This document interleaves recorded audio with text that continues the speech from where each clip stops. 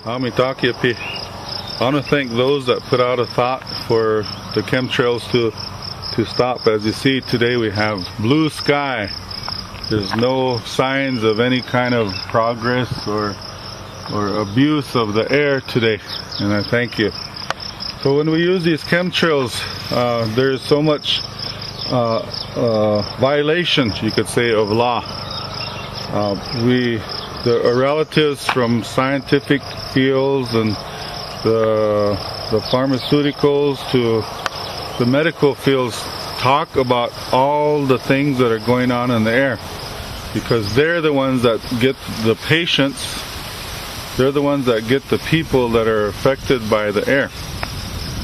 So they do the research on what goes on up there, and they put it all out, even from the pilots that are dropping the stuff to the people that are loading the canisters. They're putting it all out to the people because they care.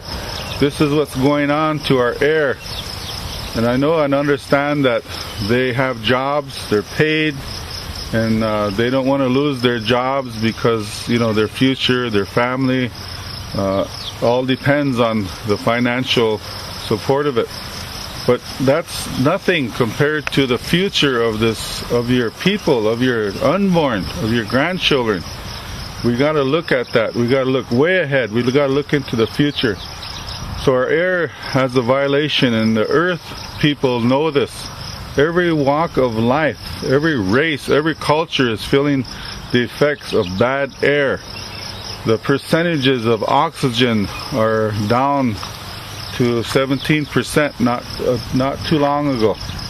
So we have a violation of free will. The people want good air, and the people are preparing to put stuff in the air that help to make people sick, so the medical associations in the fields could get rich. The pharmaceuticals, they have it all connected, so there'll be a depopulation.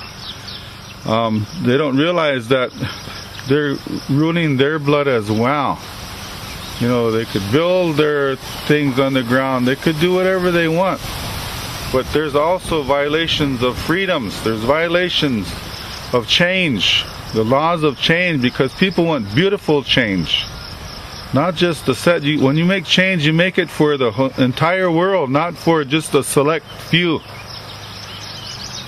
Make change to benefit humanity, not to kill them.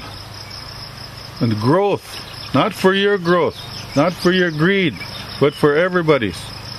Also with movement, balance, you got to have that. It's a violation. There's a violation of strength, health, happiness.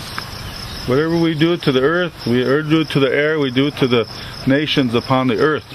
We have violations of innocence, of truth, violations in family.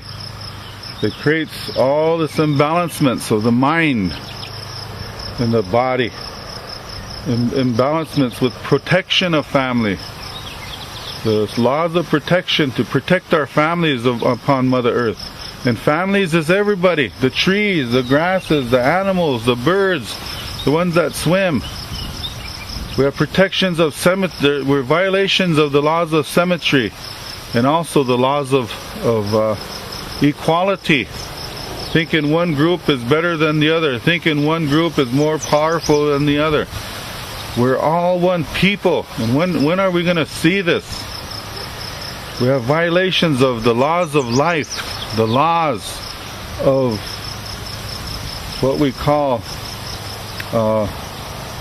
light, the violations of sound, of vibration, of intuition, the violations of the laws of choice, of judgment, and also of karma, the violations of love, of nature, violations of protection of nature, the protection of humanity, violations of perceptions, thinking this way is going to do this for only your purposes. So, and also a violation of your perceptions. Violations of all these laws upon Mother Earth and the cosmos and all these dimensions and multi-dimensions, interdimensional areas, your cellular dimensions. So everybody's feeling this. The light of this world can't be dimmed. The light of Mother Earth, we can't afford to dim her light. So let's get it together and keep those prayers moving, because we like the blue sky here. Mitakiwasi.